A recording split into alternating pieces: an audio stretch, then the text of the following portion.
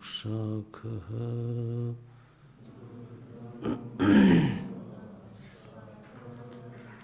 ऊर्ध्वमूलो वाक्शाखः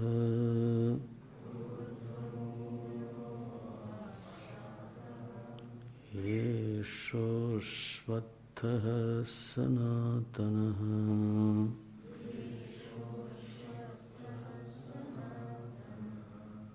तदेव शुक्रं तद्ब्रह्म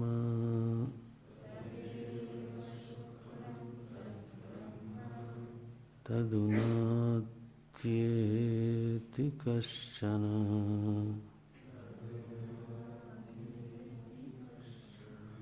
तदेवामृतमुच्यते।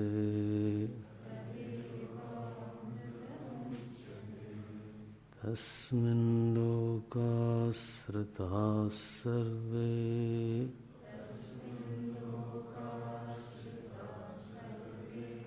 तदुनात्येति कश्चन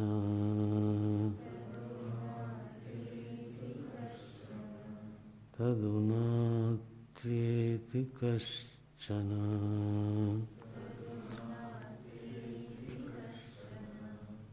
एतद्वै तत्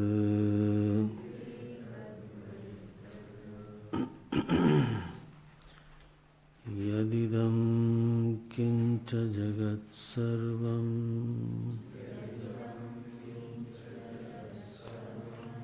प्राणये जति निःसृतं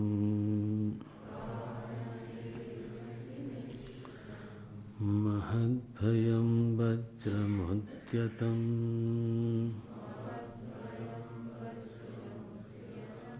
ययेतद्विदुरमृतास्ते भवन्ति।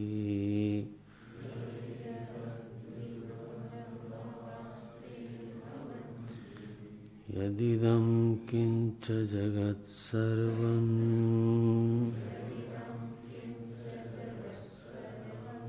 प्राणये जति निःसृतं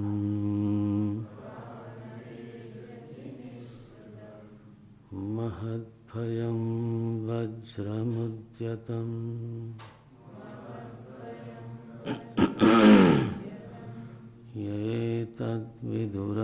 येतद्विदुरमृतास्ते भवन्ति।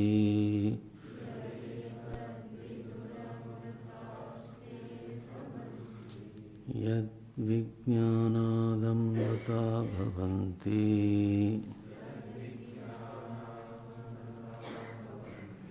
इति उच्यते। जगतो मूलम् तदेव नास्ति ब्रह्म असतः एवेदं निःसृतमिति तन्न यदिदं किंच यत्किंचैदं जगत्सर्वं प्राणे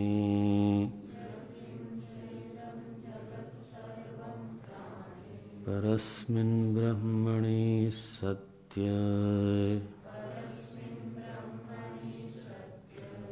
परस्मिन् ब्रह्मणि सति एजति कंपति कंपते ततएव निःसृतं निर्गतं सत्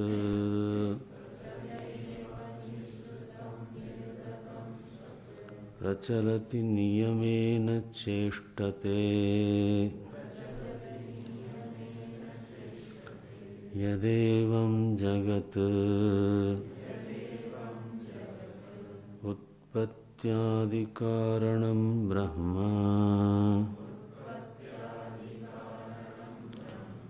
तन्महद्भयम् महच्च तद्भयं च बिभेत्यस्मादिति महद्भयम्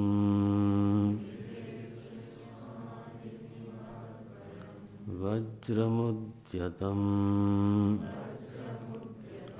उद्यतमिव वज्रम् यथा वज्रोद्यतकरम्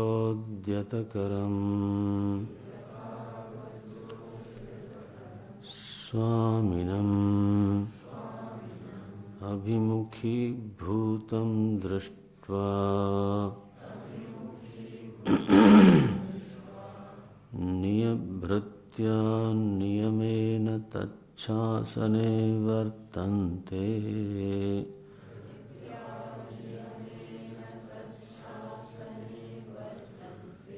तथेदं चन्द्रादित्यग्रहनक्षत्रतारकादिलक्षणं जगत्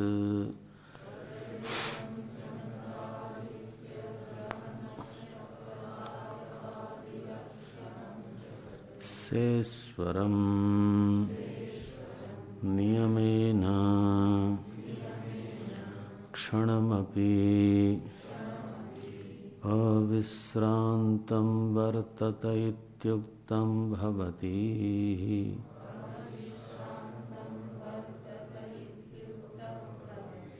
य एतद्विदुः स्वात्मप्रवृत्तिसाक्षिभूतम्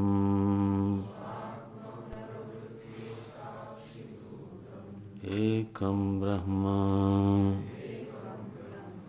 अमृता अमरणधर्माणः ते भवन्ति ते भवन्ति।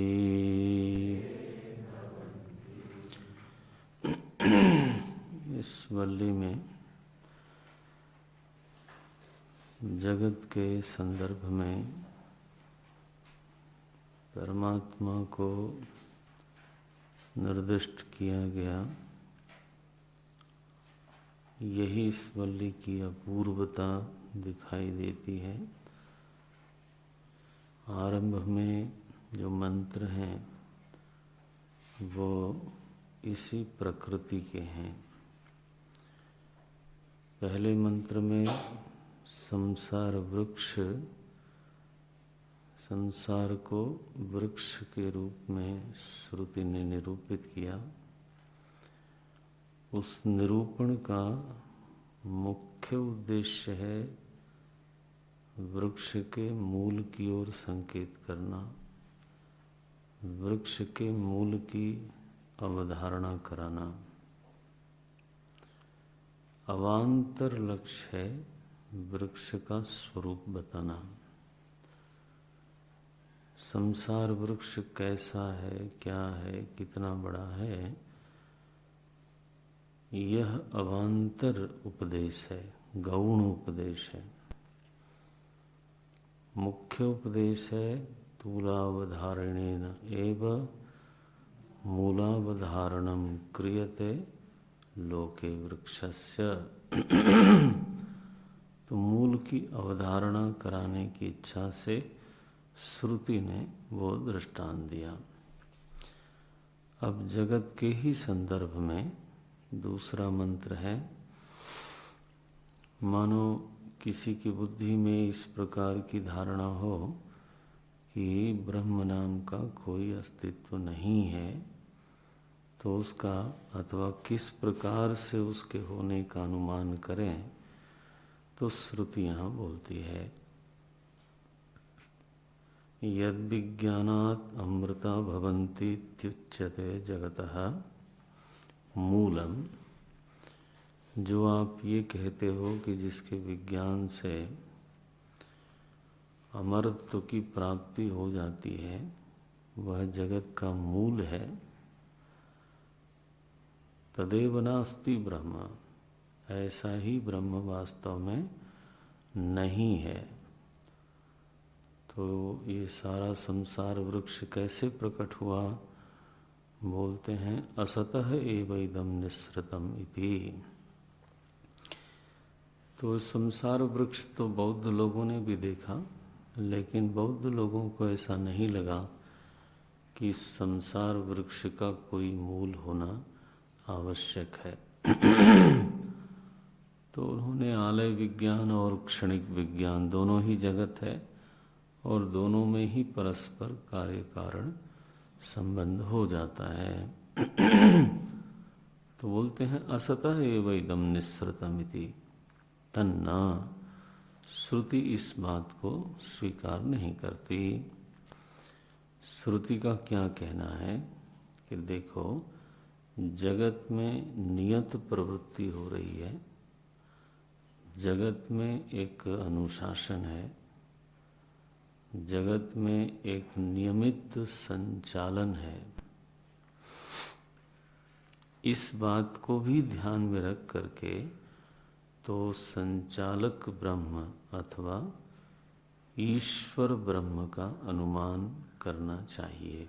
हितैषणी श्रुति है, अनुमान के कुछ सूत्र देते हैं। पहले वृक्ष का लिंग के रूप में किसको दिया? वृक्ष को।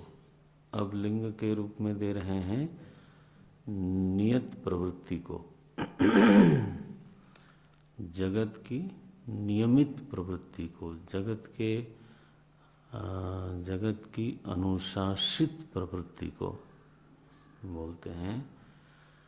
यदिदम किंच, श्रुति का शब्द है ये, यदिदम किंच यत् किंच इदम जगत सर्वम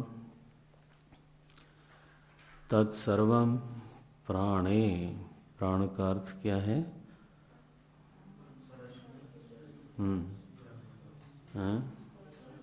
परस्मिन् ब्रह्मणि। ये प्राणे परस्मिन् ब्रह्मणि, अपरस्मिन् नहीं। प्राण शब्द का प्राय अर्थ होता है हिरण्यगर्भ, लेकिन यहाँ पर प्राण शब्द का अर्थ करते हैं परस्मिन् ब्रह्मणि सति। उस परब्रह्म के होने पर ही, परस्मिन् ब्रह्मणि सति इदम सर्वम जगत एजति।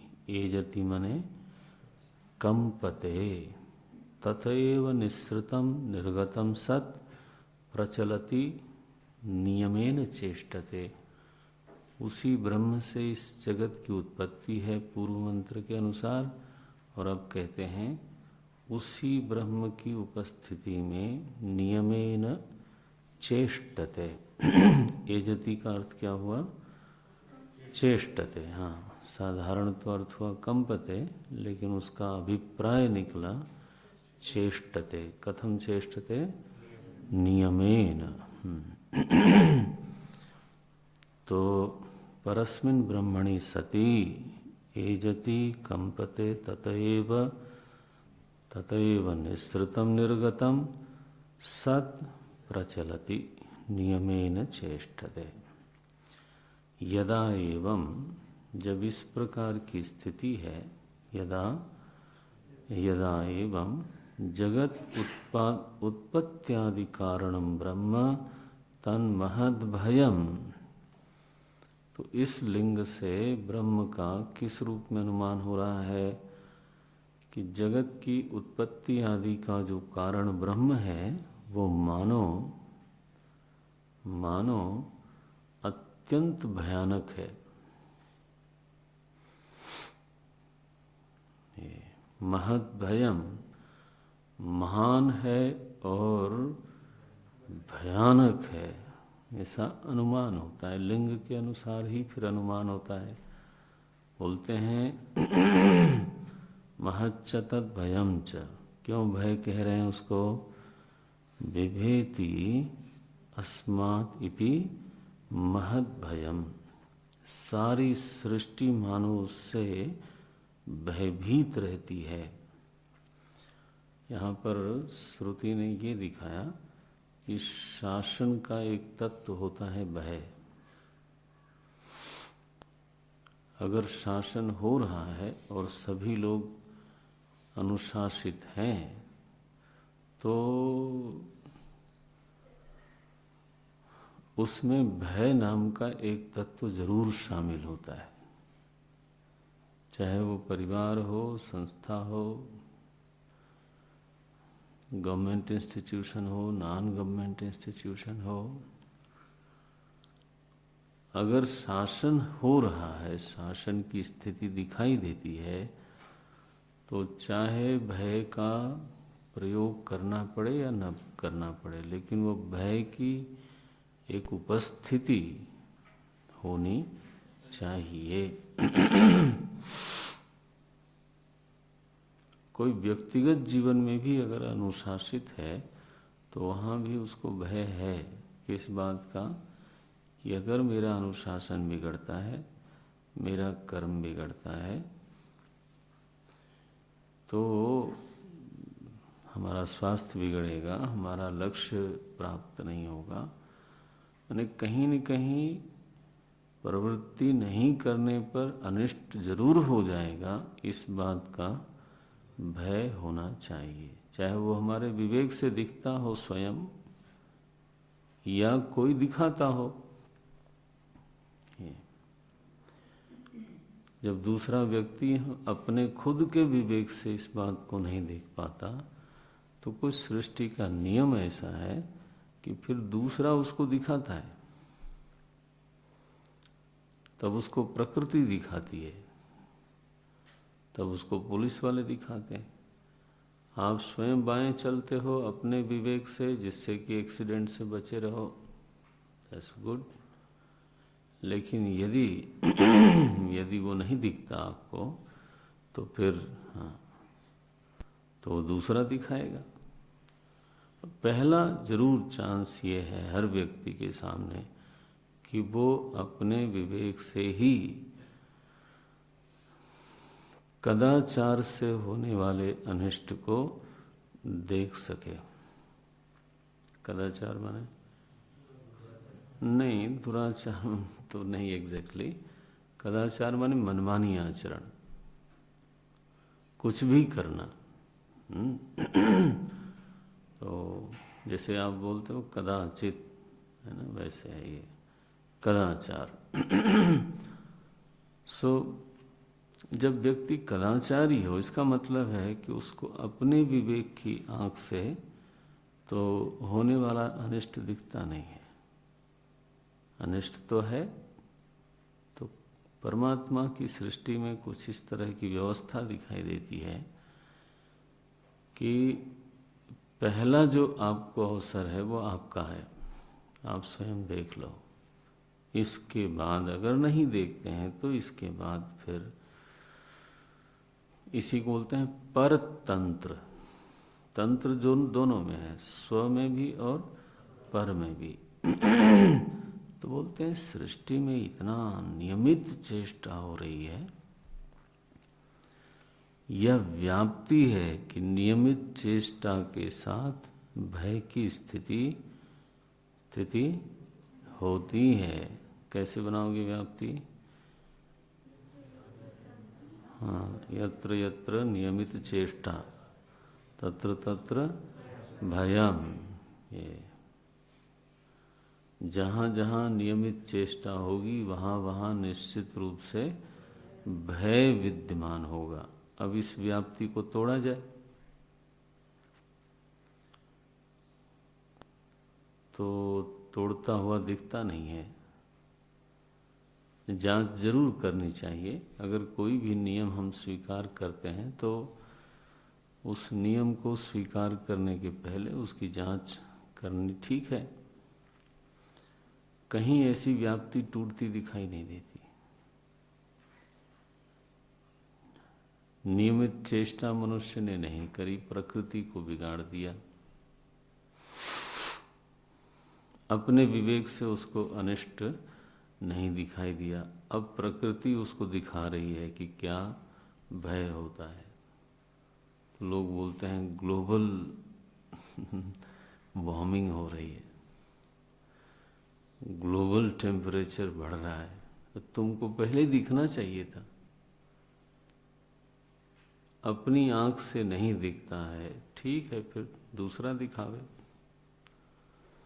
दिखाएगा जरूर, लेकिन कोई ऐसी व्याप्ति नहीं दिखाई देती। माने इस व्याप्ति में कहीं कोई व्यभिचार नहीं दिखाई देता।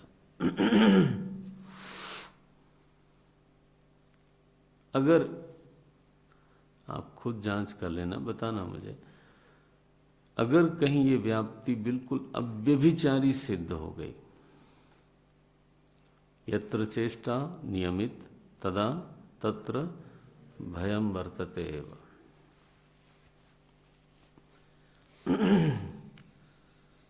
मुझे कहा जाता है कि रात को सोने के पहले ब्रश कर लेना चाहिए। न भयम तत्र वर्तते, कोई दिखाना चाहता है हमको वो दिखता नहीं, अपने विवेक से दिखता नहीं। जब किसी दिन दांत में धीरे से दर्द आता है ना, तब एकदम नियमित चेष्टा शुरू होती है। देखो कि ये हमने लापरवाही करी, तो अब ये महात्मा शुरू हो गए। व्यभिचार कहीं दिखता नहीं है। अगर यह बात सिद्ध हो जाए, अनुमान बन जाए उसका, नियम बन जाए, व्याप्ति बन जाए, तो उस व्याप्ति को लेकर के फिर अब अनुमान करते हैं।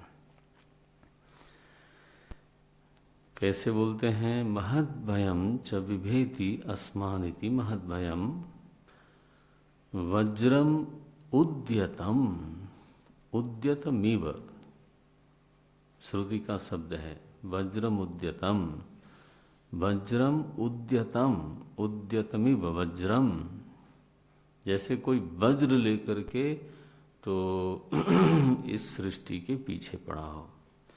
यथा वज्रोद्यतकरम स्वामिनम अभिमुखीभूतम दृष्ट्वा, तो कोई वज्र हाथ में लिए हुए स्वामी को अपनी ही ओर आता देख ले, ये नहीं कि दूसरी ओर जा रहा हो तब तो ये अपना बैठ के बीड़ी पिएगा, ठीक है। लेकिन अभिमुखी भूतम, बोले वो मेरी ही ओर आ रहा है। अभिमुखी भूतम दृष्ट्वा भृत्या नियमेन तच्छासने वर्तन्ते।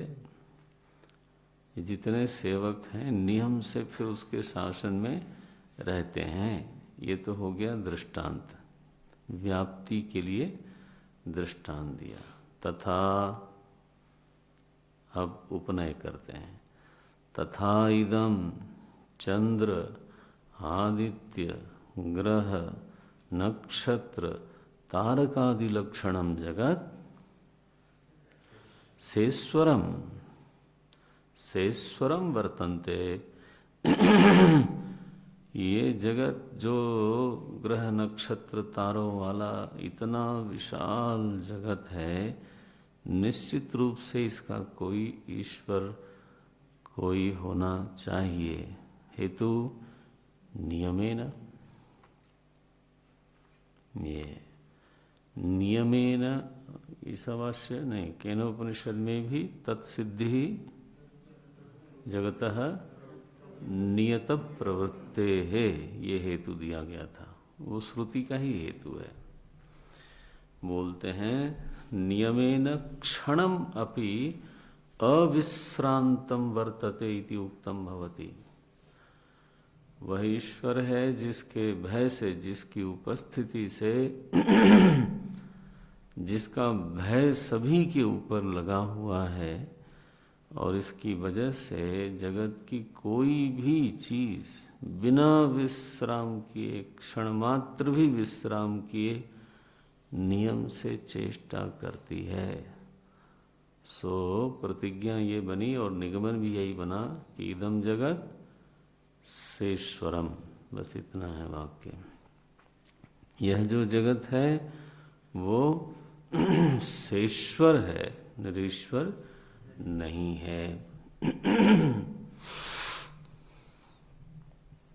बोलते हैं यह एतद विदुः, इस ईश्वर को जो जान लेता है, यह एतद विदुः स्वात्म प्रवृत्ति। अब देखो कैसे जानता है उसको। अगर तो जगत के शासन का लिंग देख करके ईश्वर का अनुमान होगा तो वो अनुमान हमेशा अधूरा होता है। हमने कहा था अनुमान परोक्ष होता है, अनुमान अनुमान ज्ञान उस वस्तु का अधूरा ज्ञान होता है। जैसे अग्नि का अगर हम अनुमान करें तो उष्णता का ज्ञान नहीं होगा, उसकी विशालता का ऐसा ज्ञान नहीं होगा, अस्थिता का ज्ञान होगा, थोड़ा बहुत लक्षण का ज्ञान हो सकता है। तो भाष्यकार बोलते हैं ब्रह्म निरंतर अनुमानित नहीं रहना चाहिए। कैसा होना चाहिए? यह एतद विदुहु किस रूप में? स्वात्म प्रवृत्ति साक्षी भूतम। हमारे जो अंतःकरण की प्रवृत्तियां हैं, अथवा और पीछे जाएं तो हमारे देह की जो प्रवृत्तियां हैं, मेरी जो प्रवृत्तियां हैं, देह की हो, इंद्रियों की हो, अथवा अंतःकरण की हो, उसका कोई साक्षी है, उसको कोई देख रहा है।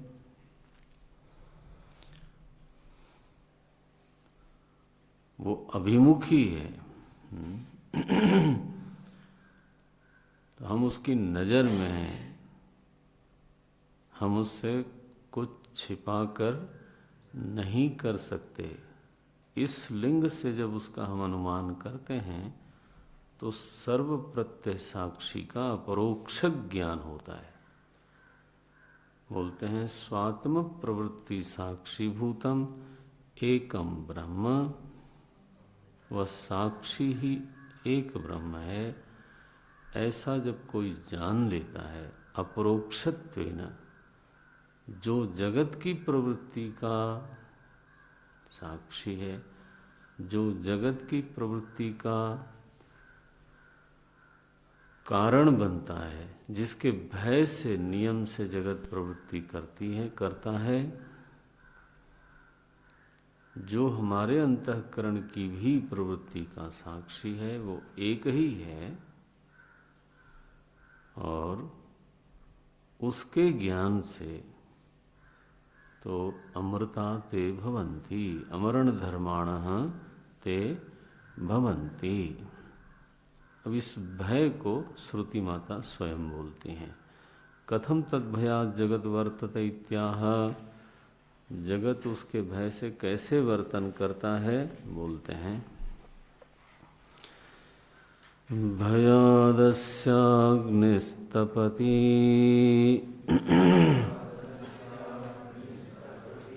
भयात्तपति सूर्यः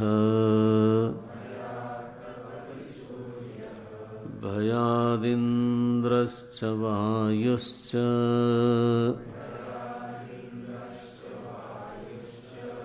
मृत्युर्धावति पंचमः।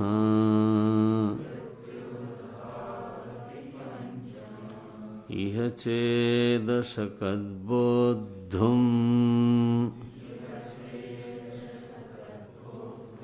प्राक् शरीरस्य विस्रसः।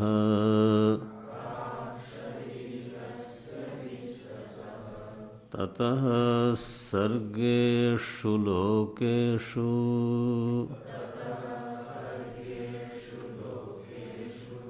शरीरत्वाय कल्पते।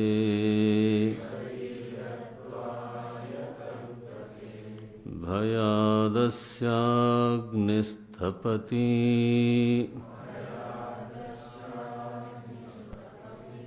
भयात्तपति सूर्यः भयात्तपति सूर्यः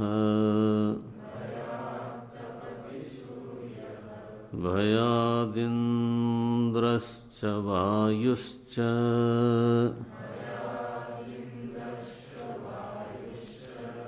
मृत्युर्धावति पंचमः।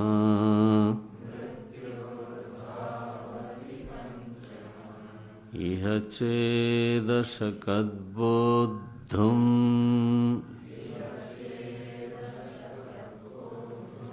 प्राक् शरीरस्य विस्रसः।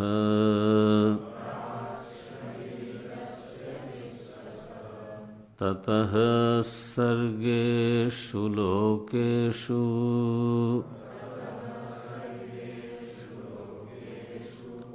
शरीरत्वाय कल्पते।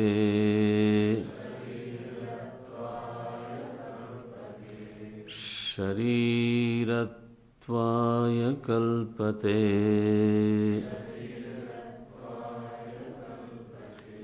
भयाद्भीत्या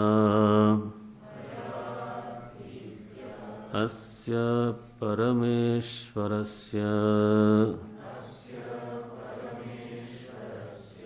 अग्निस्तपति भयात्तपति सूर्यः भयादिन्द्रश्च वायुश्च मृत्युर्धावति पंचमः।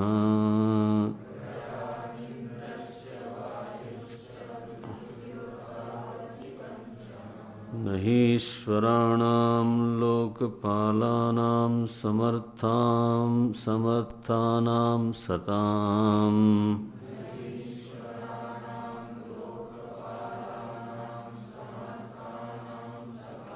नियन्ता चेत् वज्रोद्यतकरवत् न स्यात् स्वामी भयभीतानामिव।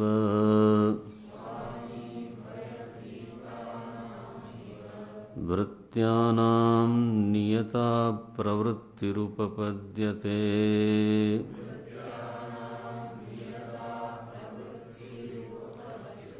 तच्चेह जीवन्नेव चेत्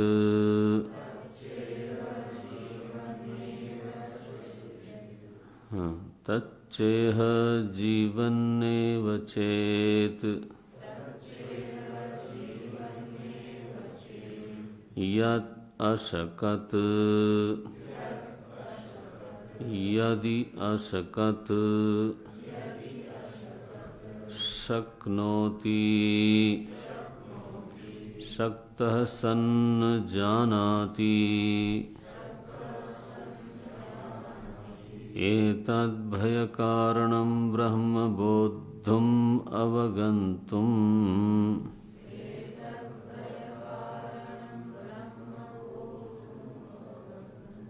क्यों दिक्कत क्या है? एतद्भयकारणं ब्रह्म बोद्धुम् अवगन्तुम् प्राक् पूर्वं शरीरस्य विस्रसः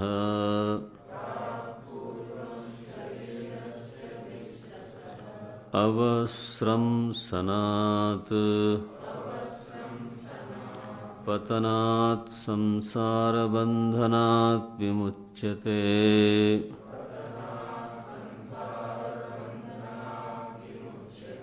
न चेत् अशकद्बोद्धुम् ततः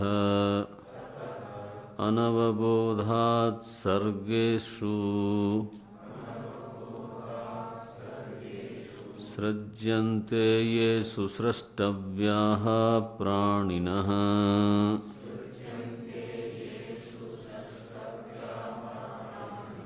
इति सर्गाः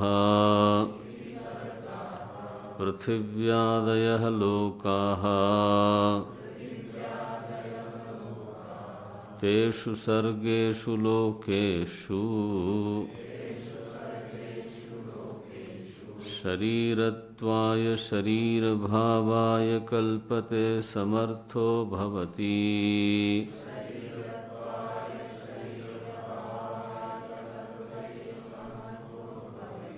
शरीरं गृह्णाति इत्यर्थः। तस्मात् शरीरविस्रंसनात् प्रागात्मबोधाय यत्नः आस्थेयः यस्मात् इहैव आत्मनः दर्शनम् आदर्शस्थस्यैव मुखस्य स्पष्टमुपपद्यते न लोकान्तरेषु ब्रह्म लोकात् अन्यत्र स च दुष्प्रापः कथमित्युच्यते। तीसरे चौथे मंत्र में उसी भयलिंग से अनुमानित ब्रह्म की चर्चा है। पहले सृष्टि में नियमित चेष्टा का संकेत करती हैं श्रुति, बहुत ही संक्षेप में। भयात् अस्य अग्नि तपति, अग्नि अपनी उष्णता में रहती है। तपति माने अपनी उष्णता में विद्यमान रहती है। नियम से कभी अग्नि ठंडी नहीं मिली। तो मानो हर वस्तु अपने स्वभाव में रहती है, यह एक नियम है। और अपने उसी स्वभाव के कारण जब दूसरे द्रव्यों के साथ उसका संपर्क होता है तो एक नियमित प्रतिक्रिया होती है। तो यहाँ भय का अथवा शासन का थोड़ा संकेत मिल गया, श्रुति ने दिया कि यहाँ शासन उस तरह का तो नहीं है जिस तरह से एक राजा शासन करता हो। प्रकृति में सारी वस्तुएं अपने अपने स्वभाव में हैं, सारी वस्तुएं। और फिर एक द्रव्य का दूसरे द्रव्य के साथ इंटरेक्शन होता है, संपर्क होता है, फिर उनकी नियम से, लेकिन वो ध्यान में रखा, नियम से अंतरक्रिया होती है, नियम से इंटररिएक्शन होता है, और इस तरह से सृष्टि चलती है। तो 5 प्रधान तत्वों का यहाँ उल्लेख किया श्रुति ने। भयात् अग्निस्तपति, अग्नि अपनी उष्णता में निरंतर विद्यमान होती है। लगता है इसके पीछे कोई भय है। नियम दर्शनात्, हेतु क्या होगा? नियम दर्शनात्। भयात् तपति सूर्यः, सूर्य निरंतर तपता है, कभी भी अपने स्वभाव का परित्याग नहीं करता है। कोई है इसके पीछे। भयात् इंद्रश्च, इंद्र शब्द का प्राय अर्थ होता है पर्जन्य। एक तो देवताओं के राजा हैं, और इंद्र शब्द इन माने प्रकृति के हिसाब से इंद्र को प्रायः बादलों का देवता माना गया है, पर्जन्य। भगवान कृष्ण ने गोवर्धन पूजा कराई तो क्या हुआ? इंद्र को रोष हुआ। क्या किया उन्होंने? ये तो उनका नाम है एक मघवान, मघवान। यहाँ बोलते हैं इंद्र, चूंकि प्रकृति के तत्वों का नाम आ रहा है इसलिए यहाँ इंद्र शब्द का आदि भौतिक अभिप्राय होगा वर्षा, पर्जन्य। भयात् इंद्रश्च, और चौथा है वायु च। इसीलिए इंद्र शब्द का अर्थ पर्जन्य करना बेहतर है। फिर इनके जो अभिमानी देवता हैं अधिदैव, वो अधिभूत नहीं हुए, फिर उनको फिर लोकपाल बोलते हैं। अग्नि भी एक देवता है, सूर्य भी एक देवता है, अधिभूत भी हैं, देवता भी हैं। कर्ण, हाँ, कर्ण सूर्य देव का पुत्र है, तो वहां अधिदेव होता है। अग्नि चरु लेकर के उपस्थित हुए जब महाराज दशरथ ने यज्ञ किया। कौन से ऋषि थे यज्ञ कराने वाले? श्रृंगी ऋषि। तो अग्निदेव चरु लेकर के उपस्थित हुए हाथ में, तो वो देवता हैं। तो एक अधिभूत हुआ, वो जो सबको प्रत्यक्ष ही है, लेकिन एक अधिदैव हैं, उनको लोकपाल की संज्ञा दी जाती है। तो 3 का वर्णन हो गया, 4 का वायु हो, और चौथा एक तत्व इस सृष्टि में और है। बोले महाराज वो क्या है? बोले एक मृत्यु नाम का तत्व है, और वो दौड़ता है। ये लोग तो शायद चलते होंगे, लेकिन लिखा है मृत्युर्धावती। ये 5वां जो है बहुत काम करता है महाराज, सफाई कर्मचारी। आप समझते हो, हम कभी ना ऐसे टहलते धीरे टहलते समय पौधों को देखते हैं, उसमें कुछ पत्ते पीले हो जाते हैं, अगले दिन वो गिरे मिलते हैं।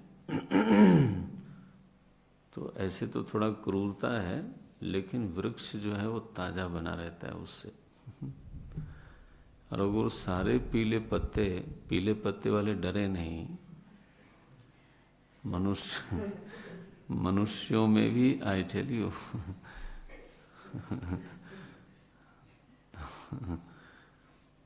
वो तो चलना है, वो तो होना ही है, सभी का होना है। बट अगर आप सोच लो, कोई अगर 300-400 साल जीने लग जाए, पता नहीं किस देश की बात चल रही थी या किसी सिटी की बात चल रही थी, वहाँ अधिकतम वृद्ध लोग रहते हैं। मुश्किल हो जाता है, मैंने संभालना मुश्किल है। शायद फ्लोरिडा की बात चल रही, ज़्यादा वहाँ वृद्ध लोग रहते हैं। रिटायर्ड लाइफ के लिए वो सिटी बना दी गई, और हवाई जहाज चलाना सीखने के लिए। तो ये तो सफाई काम मृत्यु महाराज न करें तो बहुत मुश्किल है, बहुत ही मुश्किल है। जवान लोग भले मुस्कुराएं, वो बात अलग है अपनी जगह पर, लेकिन वो तो क्या बोलते हैं, चला चली का खेला, हो तो सभी की बारी आनी आनी है। तो ये दौड़ दौड़ के घरों को साफ करता रहता है महाराज, बगीचे को साफ करता है, घरों को साफ करता है।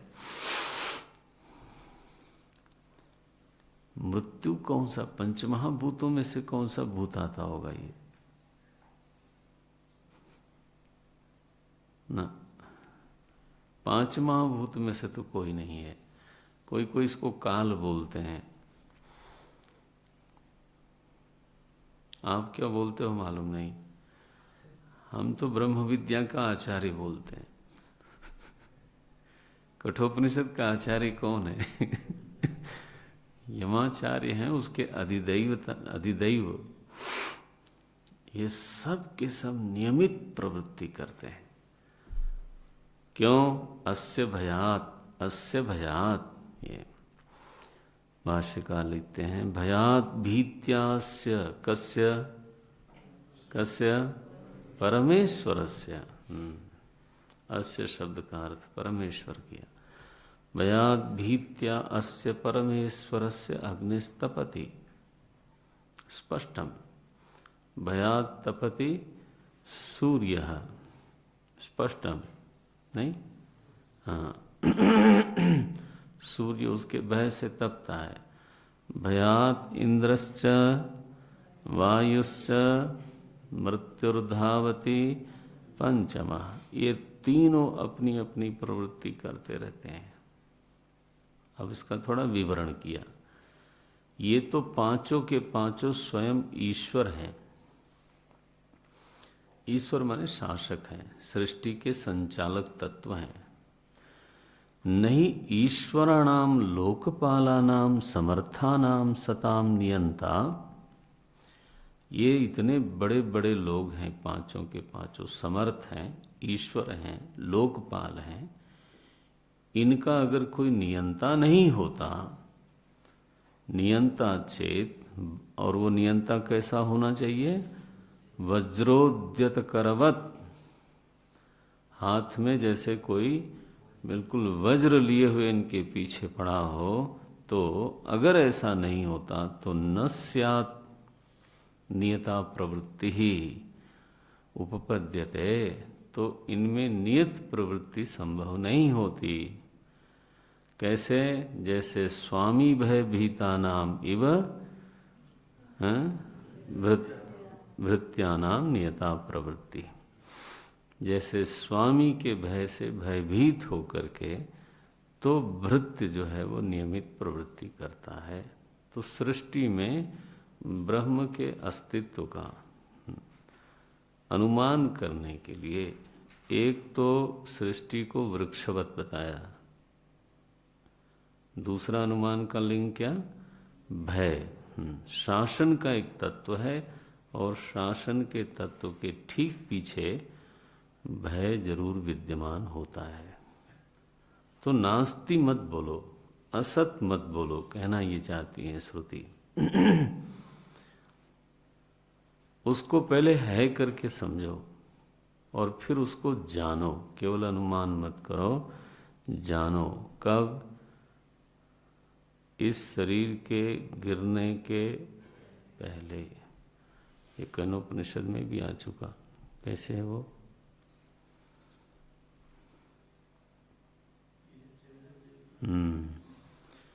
यह चेत पूरा करो। सुधीर दास।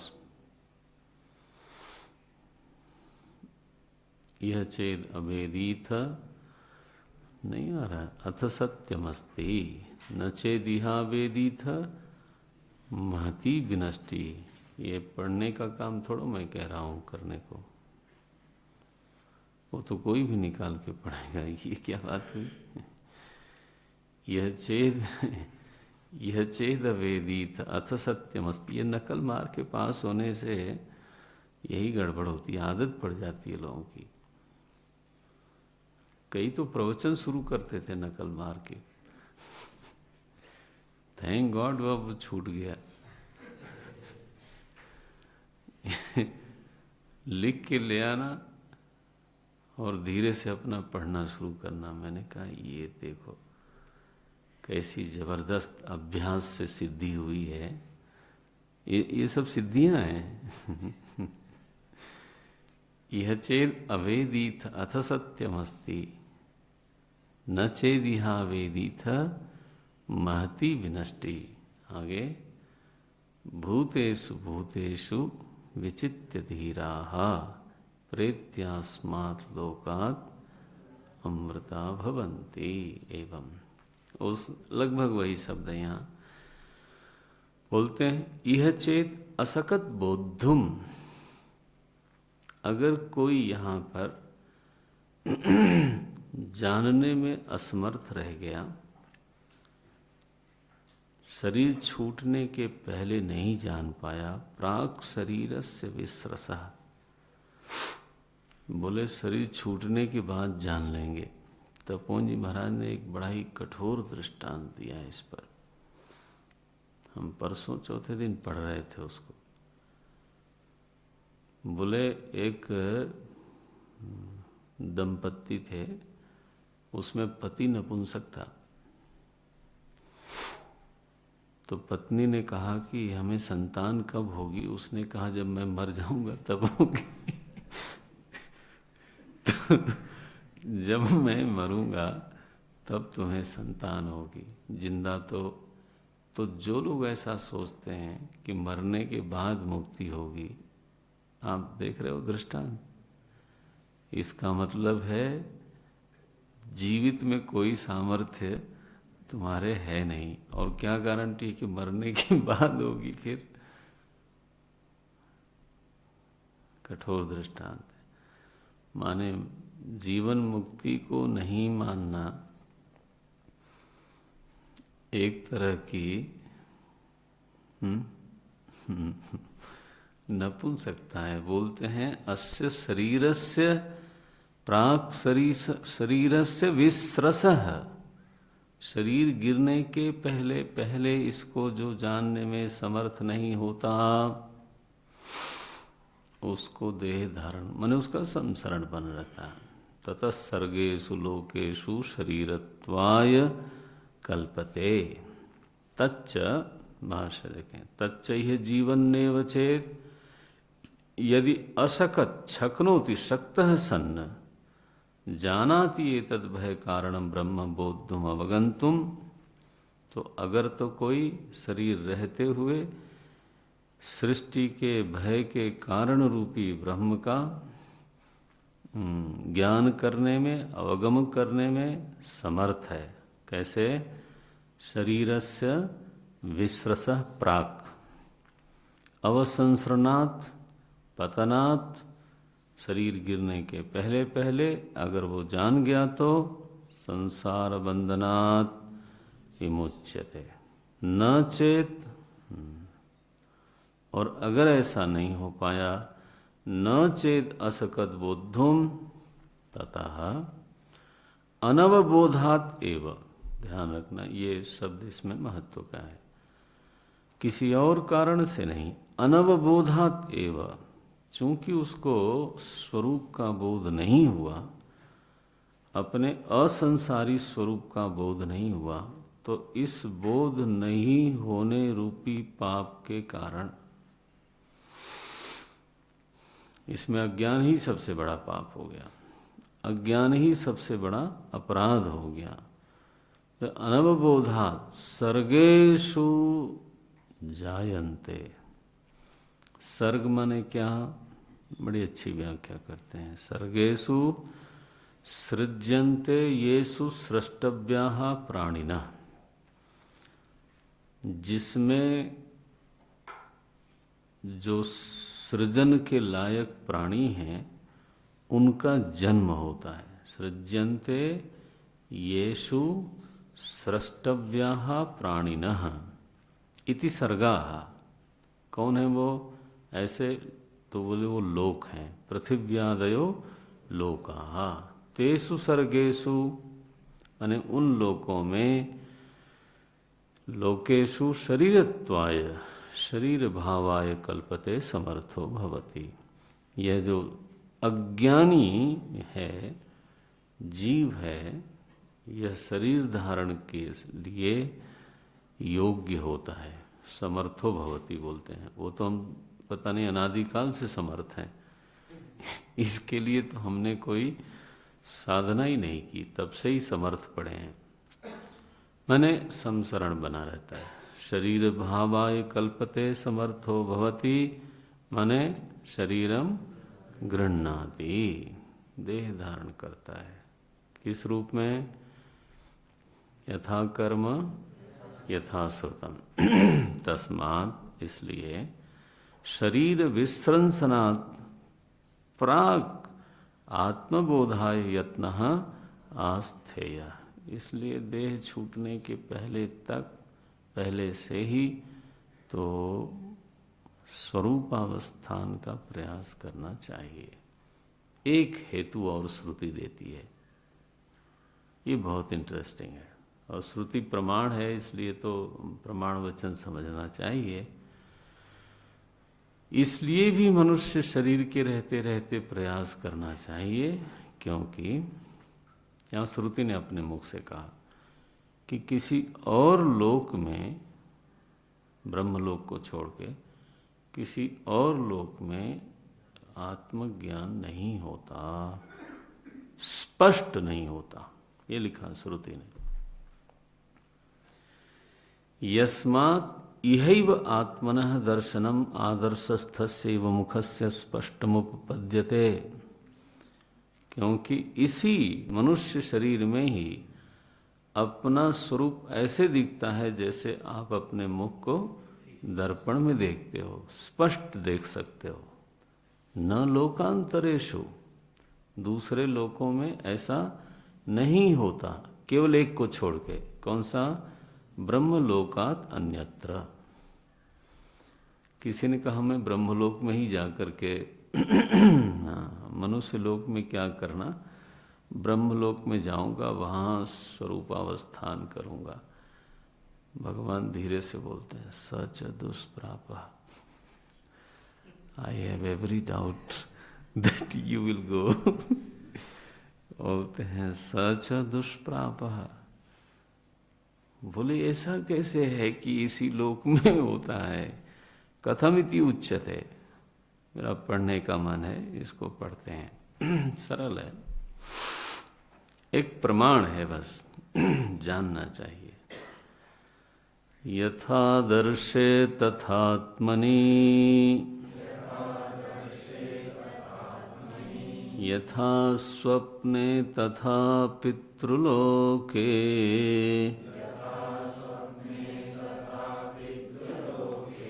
यथाप्सु परिवददृशे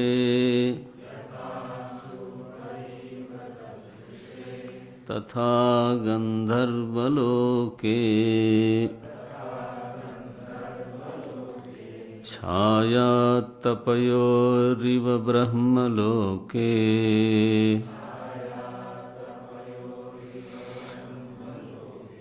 यथा दर्शे तथात्मनि यथा स्वप्ने तथा पितृलोके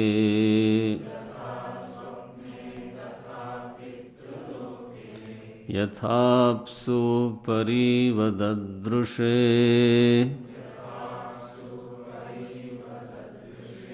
तथा गंधर्वलोके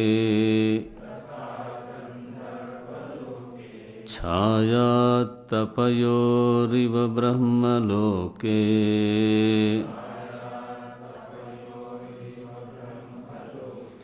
यथा दर्शे प्रतिबिम्बभूतमात्मानं पश्यति लोकः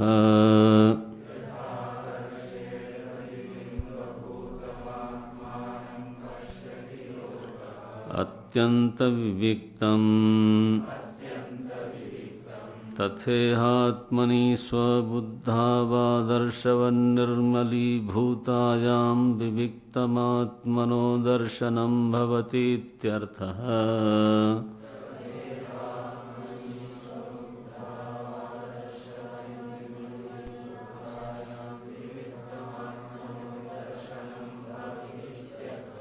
यथा स्वप्ने विविक्तं जाग्रद्वासनोद्भूतं तथा पितृलोके विविक्तमेव दर्शनमात्मनः।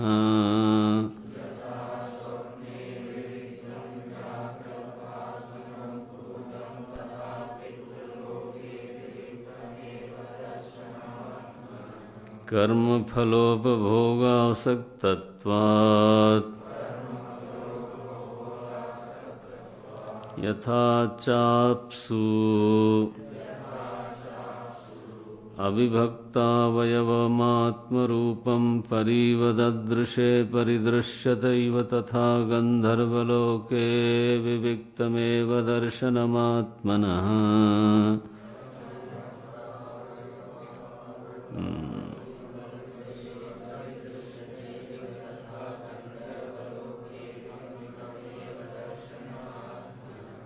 एवं च लोकान्तरेष्वपि शास्त्रप्रामाण्यादवगम्यते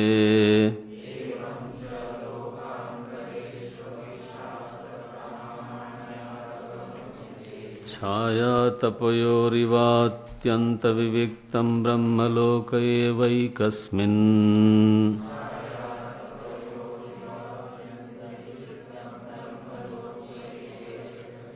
स च दुष्प्रापः अत्यन्तविशिष्टकर्मज्ञानसाध्यत्वात् तस्मादात्मदर्शनायेहैव यत्नः कर्तव्य इत्यभिप्रायः।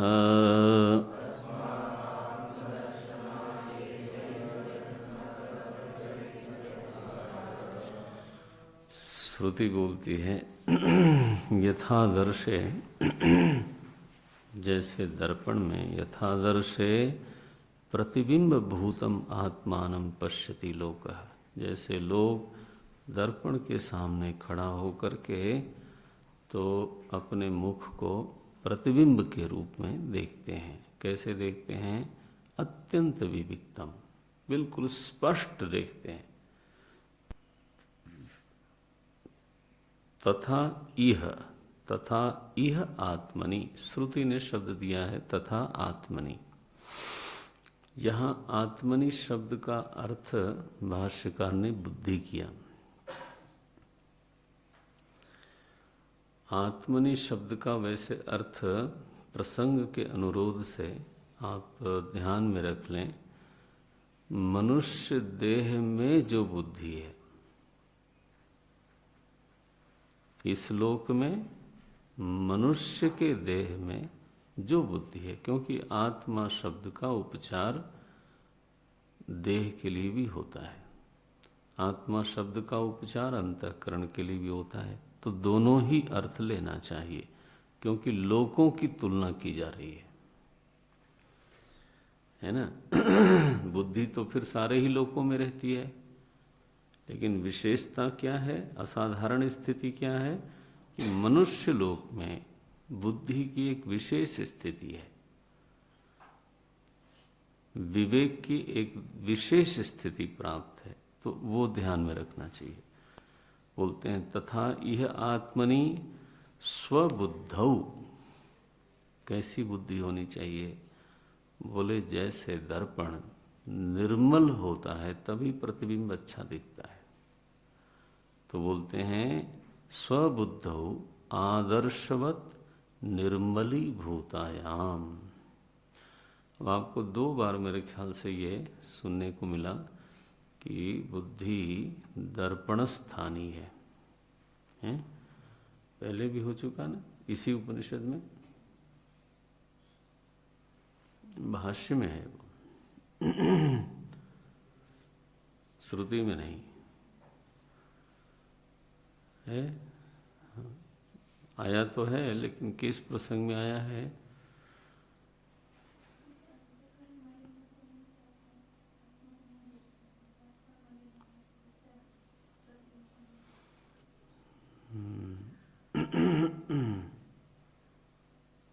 कुछ प्रसंग है, एग्जैक्टली नहीं स्मरण है, तो फिर नहीं बोलना चाहिए।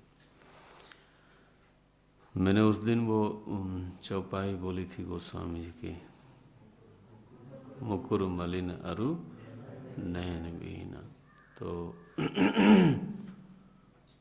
कुछ मलिनता निर्मलता का संदर्भ रहा होगा, देख के बताना आप लोग। तो यहाँ फिर से बोलते हैं यथादर्शे, जिस तरह से दर्पण में, निर्मल दर्पण में तो अपना प्रतिबिंब स्पष्ट दिखता है, उसी तरह से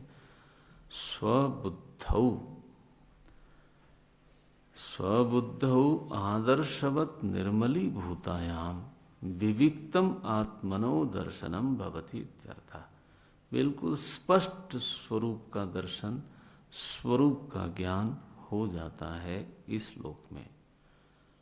पितृलोक में बदल गया, बोलते हैं यथा स्वप्ने तथा पितृलोके, श्रुति ने कहा जैसे स्वप्न में व्यक्ति चीजों को बड़ा धुंधला धुंधला दिखता है, असंगत देखता है, वैसे पितृलोक में देखता है। यथा स्वप्ने अविविक्तम माने अस्पष्ट, जागृत वासनोद्भूतम, क्योंकि जागृत की वासना से उद्भूत स्वप्न के दृश्य हैं, धुंधले से होते हैं, कभी कुछ दिखाई देता है, कभी कुछ दिखाई देता है, जगह सिद्धबाड़ी की होती है, घर बंबई वाला होता है।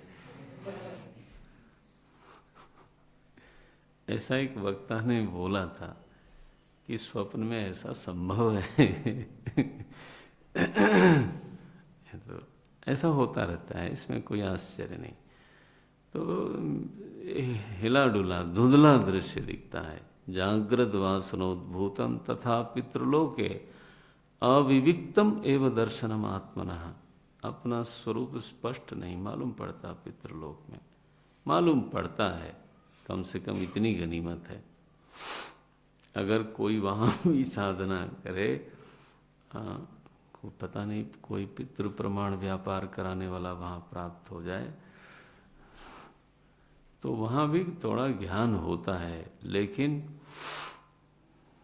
अस्पष्टम। क्यों ऐसा होता है अस्पष्टम? मेरी बुद्धि तो वही है, बोले उस लोक विशेष में भोग वृत्ति थोड़ा ज्यादा जागृत रहती है, ये बोलते हैं। क्योंकि कर्म के कारण वहां गए हैं, तो कर्म अपना फल देना चाहता है, तो वो वृत्ति को भी जागृत रखता है।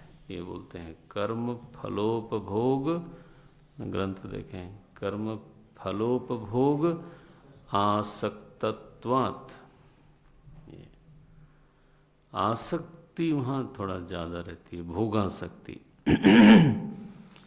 यथाच, अब गंधर्व लोक की बात आई, बोलते हैं यथा अप्सु परीव ददृशे तथा गंधर्व लोके। गंधर्व लोक में ऐसा ही ज्ञान होता है जैसे कि अपना मुख आप पानी में देखते हो, और वो पानी अगर लहरा रहा हो तो अपना चेहरा भी वाह लहराए जाएगा, और अगर नदी हो, बड़ा सुंदर वैसे दृष्टांत है, वी कैन अंडरस्टैंड। गंधर्व लोक माने क्या? जहां पर कला की प्रधानता है, नृत्य, संगीत, वाद्य, तो उनको भी एक ब्रह्मानंद की झांकी जरूर मिलती है, लेकिन लहराते हुए। जब वो तान लेते होंगे तो उसमें ऐसे ही कुछ ब्रह्मानंद मालूम पड़ता होगा जैसे कि पानी में उनका जो आनंद है वो है ब्रह्मानंद ही, लेकिन वो लहराता हुआ स्पष्ट नहीं है। इसीलिए जो क्लासिकल संगीत है उसमें इसलिए मजा तो जरूर आता है, क्योंकि वो ब्रह्मानंद को कहीं न कहीं अभिव्यक्ति देने में समर्थ है। तो बोलते हैं यथा अप्सु, अप्सु माने जल में, परीव ददृशे, परीव ददृशे, इसमें परी जो शब्द है वो ददृशे के साथ जाएगा, परिददृशे। इव शब्द अलग से निकाल लीजिए, भाष्यकार ने उसको सीधा कर दिया, लिखते हैं तो आत्मरूपम परीव ददृशे माने परिदृश्यते इव तथा गंधर्व लोके अविविक्तम एव दर्शनम आत्मना। गंधर्व लोक में भी अस्पष्ट दर्शन ही होता है। एवं च लोकांतरेष्वपि शास्त्र प्रामाण्याद अवगम्यते, तो बाकी सारे लोकों में भी ऐसा ही स्पष्ट दर्शन होता है, ये शास्त्र प्रमाण से पता चलता है। केवल ब्लैक एंड वाइट, अंग्रेजी में जो बात कही जाती है, वैसे ब्रह्मलोक में ज्ञान होता है। छाया तपयो रिव, जैसे छाया छाया है और प्रकाश प्रकाश है, बिल्कुल स्पष्ट बोध होता है, कहीं मिश्रण उसमें दिखाई नहीं देता।